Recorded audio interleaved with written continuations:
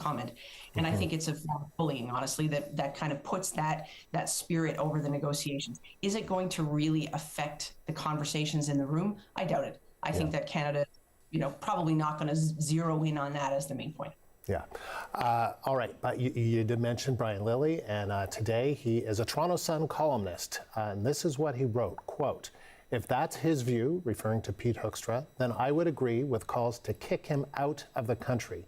We don't need diplomats in this country who actively try to undermine Canadian sovereignty." What do you make of that call from pretty respected Toronto Sun columnist, Brian Lilley? There are others who have said it too, but that if this is now the position of the ambassador calling for Canada to be the 51st state, he should be kicked out. Well, I think it goes back to that point again, like, how are we supposed to take this? And to me, how else would we take it other than this is some sort of serious, I put that in quotations, some kind of signal of intent on the part of the U.S. Donald Trump is looking at what he thinks to be the economic situation in Canada, and he says, well, we should be the 51st state, then what, we'd be better off? And so if that's the kind of comment he's making, and then it's amplified by a diplomat, the whole point of a diplomat is to respect the sovereignty of the two countries. That's the purpose of diplomatic relationships that's the foundational piece, is that you respect the fact that the two countries are sovereign. That's the whole point of having a diplomat. So it's worrying, frankly, and it makes Canadians, and there's been a lot of pushback, not just now, for a lot of the things that Hoekstra has said over the past 6 months to a year or so, and his alignment, it seems, with Trump's thinking. That was Laurie Turnbull. She's a political science professor at Dalhousie University. Let's bring in CBC's senior business reporter, Peter Armstrong. So, Peter, we're going to listen to Dominic LeBlanc. We're going to hear what he has to say about where these trade talks have gone. This was a very short meeting. We know that Dominic LeBlanc was in Ottawa earlier. Not even sure what we're going to get, but we'll be keen to hear what he has to say. But whether or not these trade talks are, I guess they're officially back on track in terms of this is the first meeting that he's had with his counterpart in a while.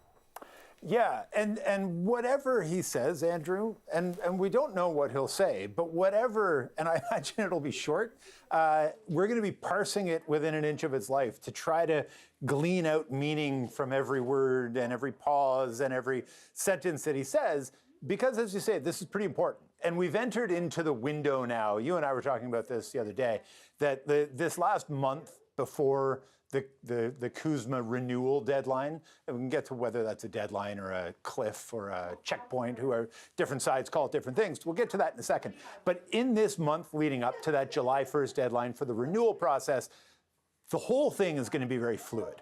There's going to be a lot of people saying a lot of things. There's going to be a lot of leaks. There's going to be a lot of trying to frame all sides of this to benefit the Americans, to benefit the Canadians, to benefit the Mexicans as well. To try to frame these next 30, or I guess 29 days now, in a way that is beneficial to each side. So whenever we hear from the minister or from the Commerce Secretary or any of the various secretaries involved, the U.S. Trade Representative, we're always really trying to parse it and say, okay, well, that's what he said. What does he actually mean? Laurie Turnbull was talking about that with the tweet.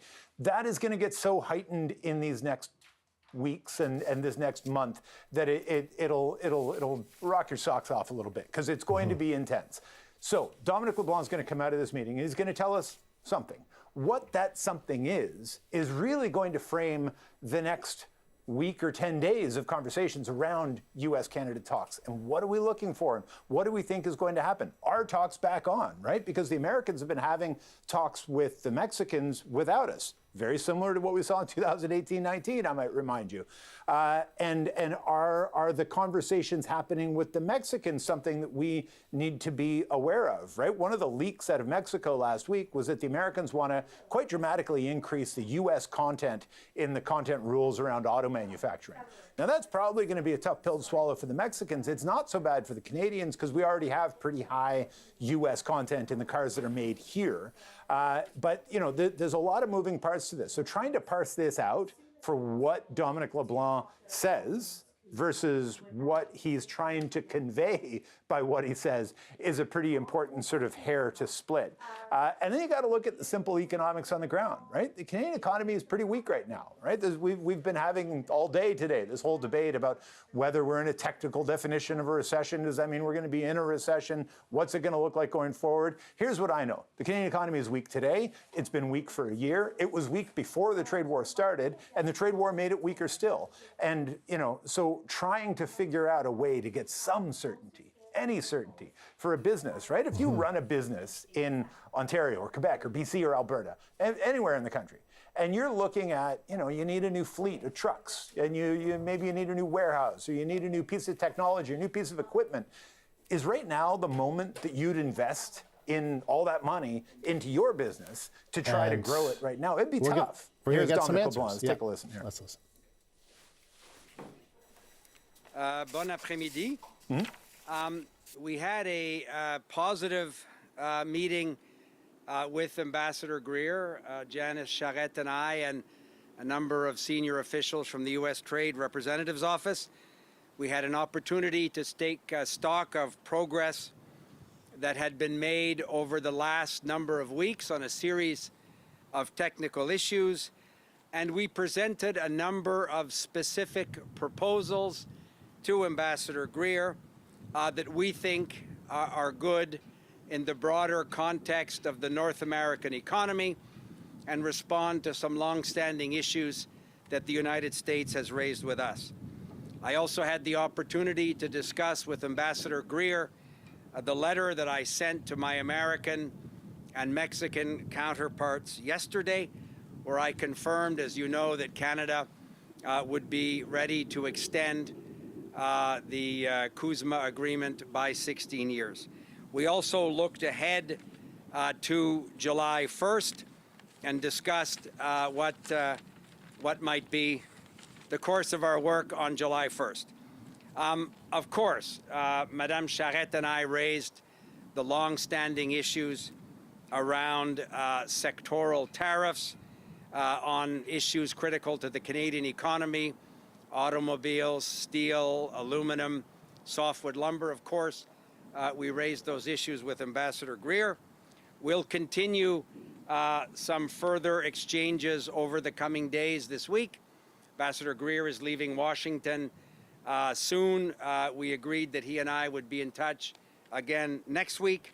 And I reiterated to Ambassador Greer what the Prime Minister had said in New York last week, that a strong, prosperous Canadian economy is good for North America, and we discussed how we can work together on a number of issues that strengthen the competitiveness of the North American economy.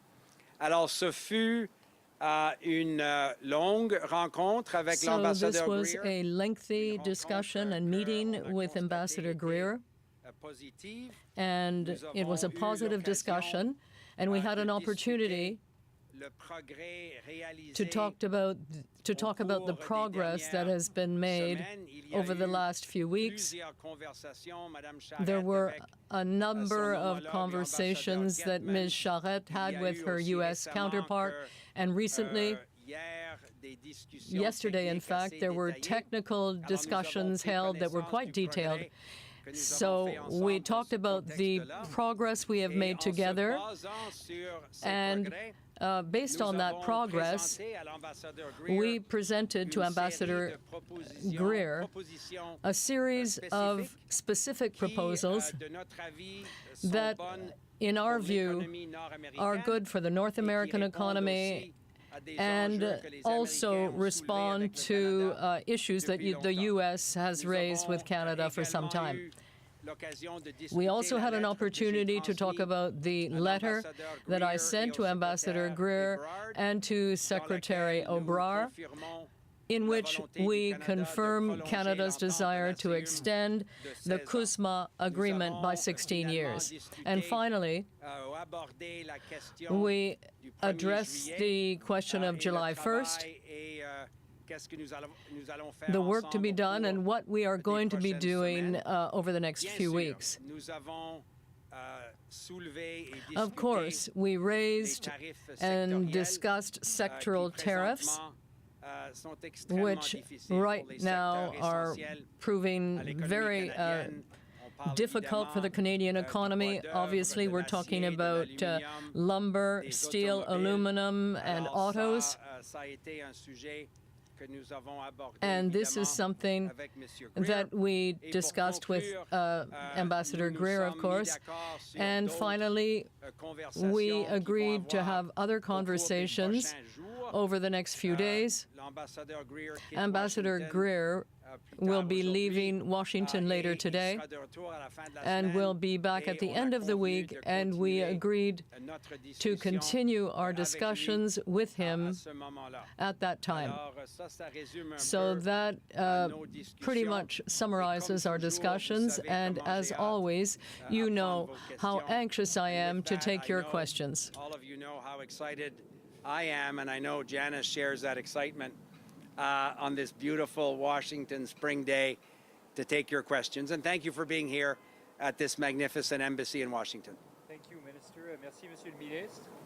So we'll start with Abigail Biman and just try and get through as many people as possible. Please, we'll keep it to one question, one follow-up, and please state your outlet as well. Abigail Beeman, CTV News. Thank you for taking our questions. You talked about raising your letter with Ambassador Greer and the 16-year request from Canada. After today's meeting, do you believe that that's attainable? I'm eternally optimistic, Abigail. I think it's in the economic interest of North America to commit to that trilateral framework for another 16 years. We took stock of the work that the Americans want to do with Canada and the work that we're prepared to do over the coming weeks. I remain optimistic about the work that we can do with the Americans, but July 1st is a date where our trading partners will have something to say about that, and we have a lot of work to do between now and July 1st. And as Ambassador Greer said, after July 1st, the agreement remains in place. It falls to a 10-year term with annual reviews. What he said to us privately is not different than what he has said publicly. But I think all of us know that the road to conclusions in these conversations is sometimes not a straight line. You can suddenly hit clear air turbulence when you don't expect it, and sometimes you can have a very smooth ride with no turbulence, so I remain optimistic that we'll focus on the latter. The messaging from the government in general seems to be that Mexico really isn't that far ahead. And I want to ask, with Mexico concluding one formal round of talks and two more scheduled, and Canada, as far as I yet know, not having any formal talks scheduled, how are we not behind? So I obviously won't speak to the discussions that Mexico is having with the United States. We have said always that there will be bilateral conversations between the United States and Mexico, between Canada and the United States. That's what Madame Charette and I continued today. We are also having bilateral discussions with the Mexicans. I remain optimistic that there will be a conclusion by all three parties that the economic interest of North America is served by committing to what Ambassador Greer has previously publicly referred to as the load-bearing walls of their trade relationship with Canada and Mexico. Janice, do you want to add something to that? Just, Minister, thank you. I think that one of the things we talked again with Ambassador Greer and his team again today was just how successful the USMCA agreement has been for all three of our countries. That we've seen the impact for farmers, for workers, for industries in Canada, the United States, and Mexico. We've seen the bilateral trade that has increased, the trilateral trade that has increased as a result of the USMCA agreement, and the chance to kind of get to a position where, as quickly as we can, kind of replace the agreement, the stability and the certainty and the predictability that that agreement offers, and the importance of trying to get to there as quickly as possible. Joshua Grove with Bloomberg. Thank you for taking the time, both of you, to do this. I wanted to ask, as these talks continue, the administration, as you know, is preparing potential Section 301 tariffs that might replace or increase the existing Section 122 tariffs that went in after the Supreme Court ruling. There's also been some discussion in Canada about whether Canada might brace for being impacted by Section 338 tariffs, retaliating on booze specifically. I wanted to know whether that came up in the meeting, and more specifically, if the U.S. does impose new tariffs, either 301, 338, or both, will Canada respond with tariffs, or will it defer that pending these talks? So, Josh, thanks for the question. The last part of it was hypothetical.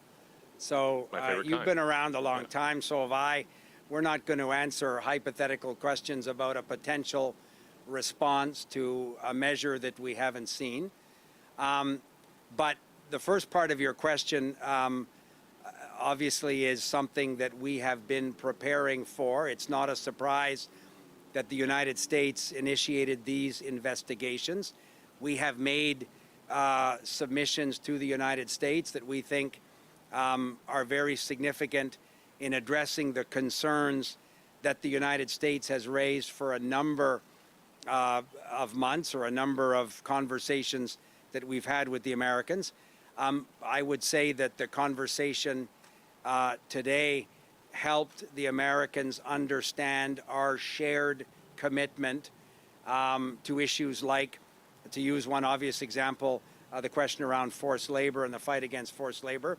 It won't surprise you that we share the concern of the Americans and other economic partners that we need to do everything we can together to face this challenge.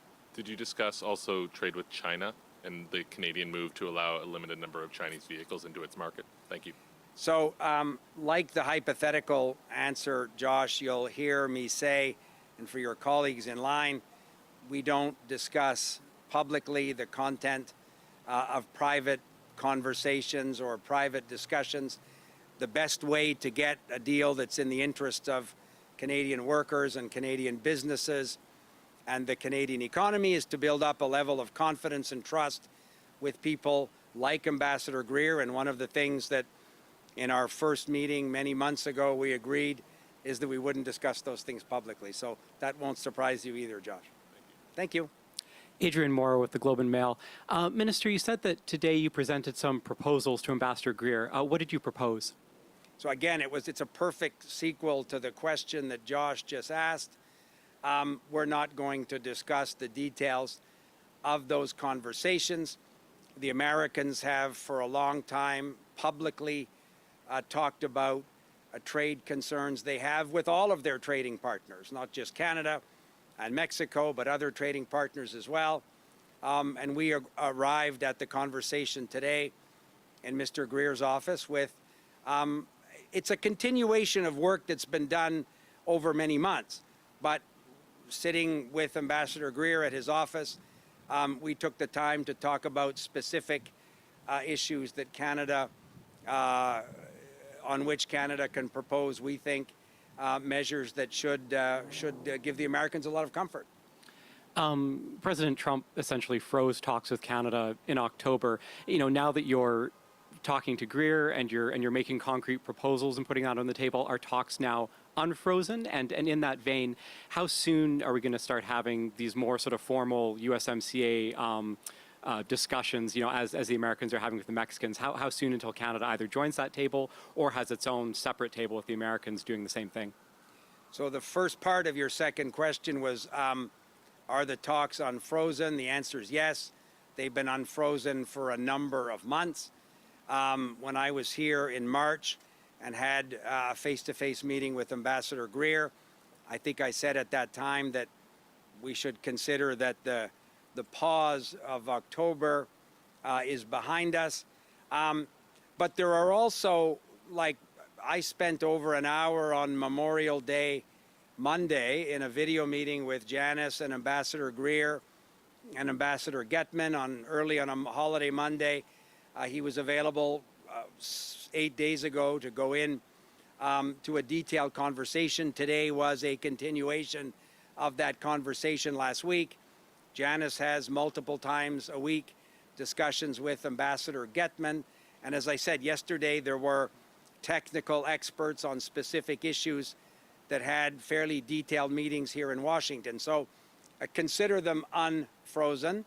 To your question about a formal technical table around a CUSMA review, we're doing a lot of that work now. The Americans have decided to publicly say that they're doing that work with the Mexicans.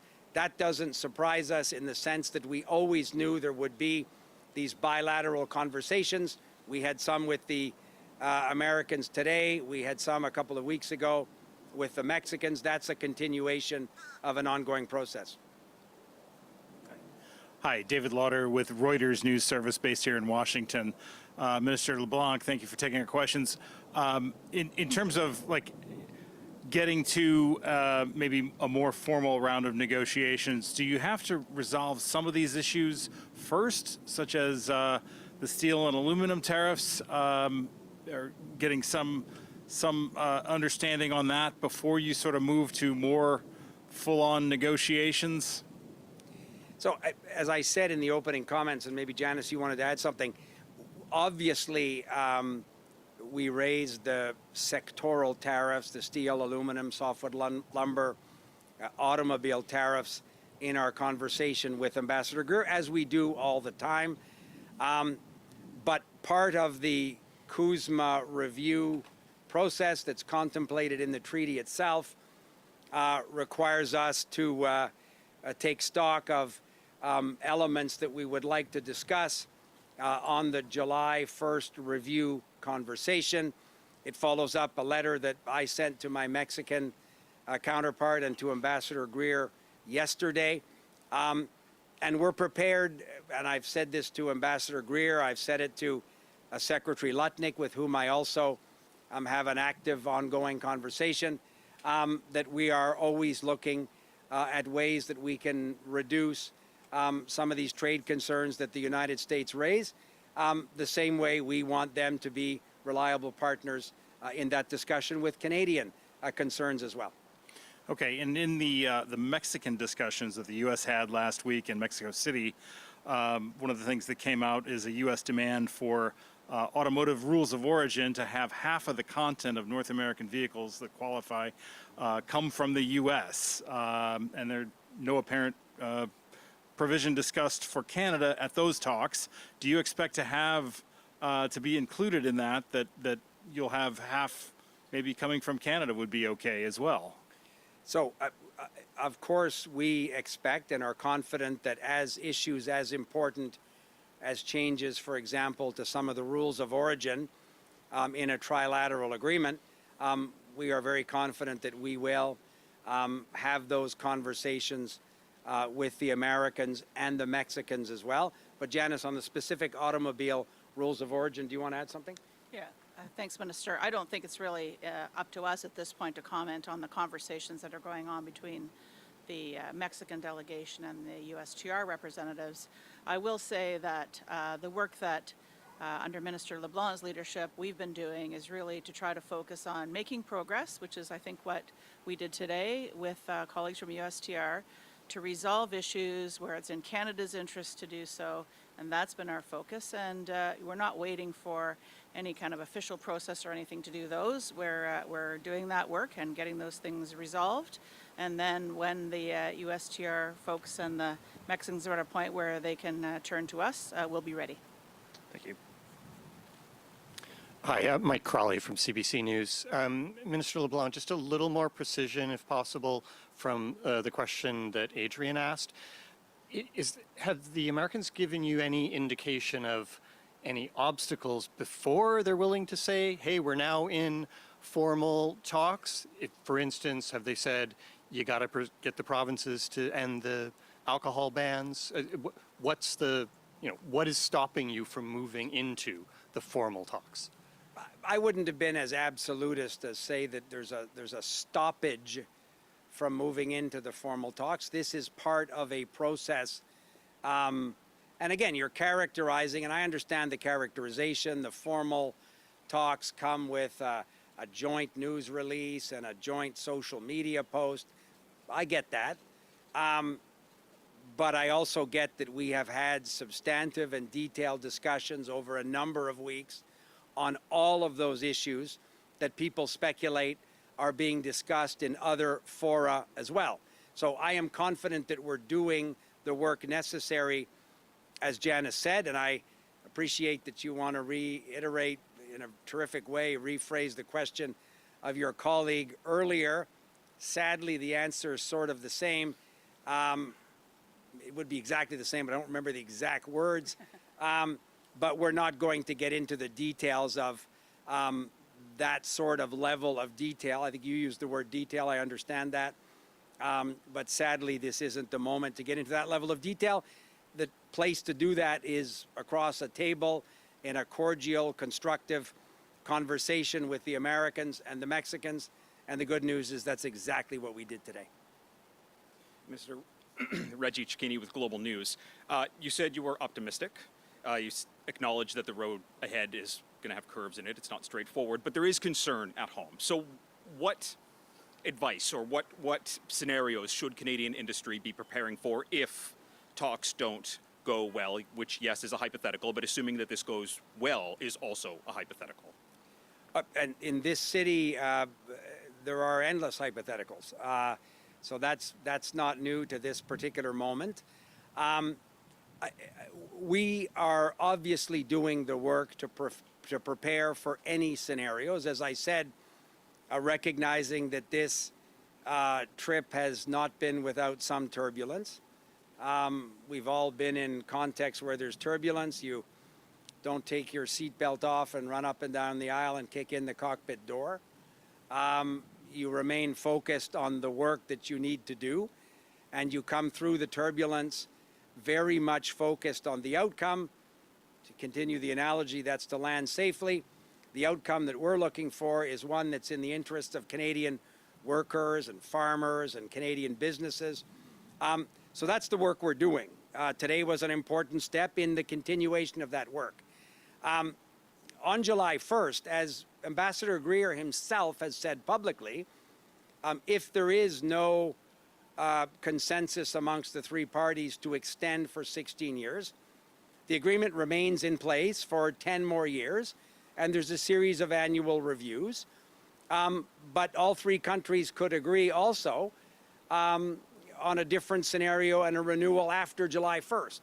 So I think we got to be careful not to set up a cliff that doesn't exist. But I do totally take the premise of your question about the uncertainty and concern that Canadian businesses have, Canadian workers have.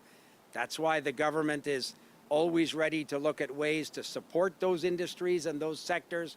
At the same time, focusing on diversifying our trading relationships, building a more resilient economy at home, but doing the work necessary to come to an agreement with our most important trading partner and our neighbor, in whose capital we're standing today. Oh, Janice may want to add, please. If I could. Thanks, Minister. I think that the other message I would say that we've been sharing with Canadian businesses, with farmers, with representatives from the labor associations is just how important it is for all of us to be making the case here in the United States and in Mexico on why a strong Canada is so essential for a strong, integrated, globally competitive North American economy. And we're joined together with them. We're fighting very hard in their interests, and their interests are in us getting to an outcome where we have the lowest possible tariffs on the narrowest basket of goods with the most market access for Canadian products, and that we do this in a way that preserves the value of the USMCA, and that is the carve-out or the exemption for USMCA compliant goods.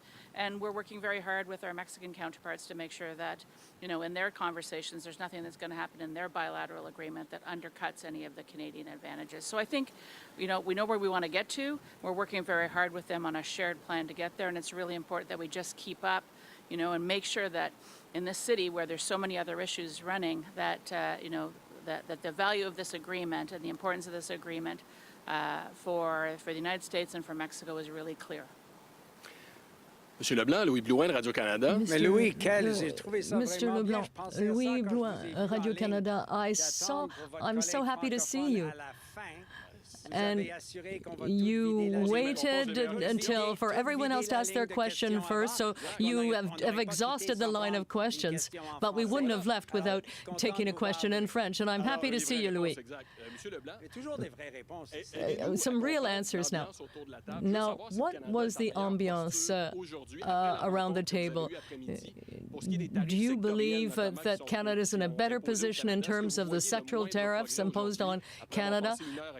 Was there progress made after spending an hour with Mr. Greer?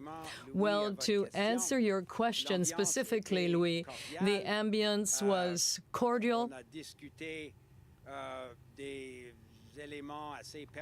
We talked about some personal elements of our plans over the next few weeks. Mr. Greer talked about some personal things with us. So it was positive, and it was a substantive discussion.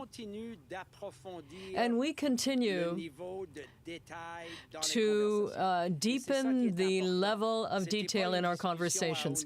This was not a high-level discussion. We really got into the details about issues of concern to the United States, things that they have raised publicly. And we also looked specifically at issues of concern to the Government of Canada and our friends in the provinces and territories, sectors of the economy you're familiar with. So I'm an optimistic person by nature, Louis, and I left the meeting, and perhaps Ms. Charette would want to add something, but I left the meeting with the feeling that we have continued to strengthen the specifics around our conversations. There were some new items in today's conversation from Mr. Greer. The reaction was not negative, but as I said in English, I do not underestimate the potential moments of turbulence that could occur in the next few weeks and months. We are in a city here which can be, by its nature, turbulent. And we're looking at circumstances that change quickly, but we're not worried about turbulence. We're not going to take off our seatbelt and run down the aisle to bang on the pilot door. We're going to remain focused on what is important for the workers of Canada and the Canadian economy. That's what Canadians expect of us. How can you negotiate with such serenity when you know that there could be another wave of tariffs hitting Canada this summer? What is the point of these discussions when you know that these tariffs could come? Well, I go back to my answer. That's part of the turbulence of our process here in Washington. It doesn't mean that in relation to that possibility, we are going to refuse to negotiate with Mr. Greer or refuse an invitation to come to Washington today. And we have agreed to speak together again next week. So the best way to manage that unpredictability is to have a relationship of trust with someone like Mr. Greer and Mr. Lutnick, and that's the work that I'm doing. Janice?